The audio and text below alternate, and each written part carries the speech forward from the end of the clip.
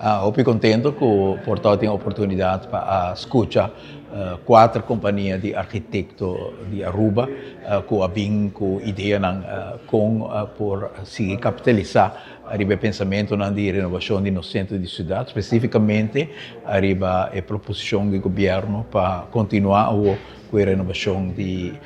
Wilhelminastraat e também conectar com Oranjestraat e inteira caia de Klipstraat também para nós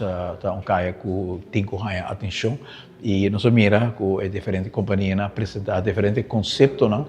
que está sumamente interessante, conceito que está põe em contexto também de caia grande com põe que inteira caia vira nível ou que diferente de companhia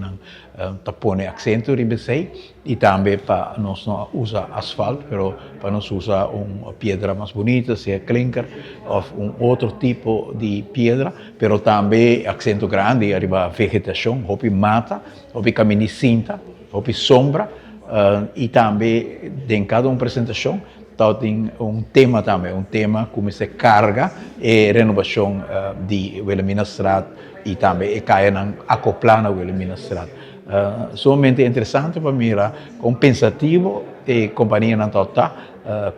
conectar ideia de renovação e inovação, também no tema que está conectar na história de nosso centro de cidade. E isso aqui seguro estamos que nós temos talento na local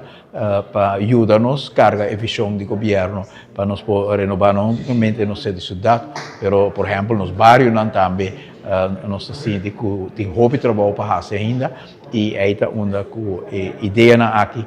por vai rol muito importante. Sou muito contente que nós temos para ganhar ideia aqui, mas também para nós começar a marcar e passo no seguinte como este bem para seguir com a renovação grande de Aruba, o qual nós mira também que no momento aqui nossa comunidade está abraçando.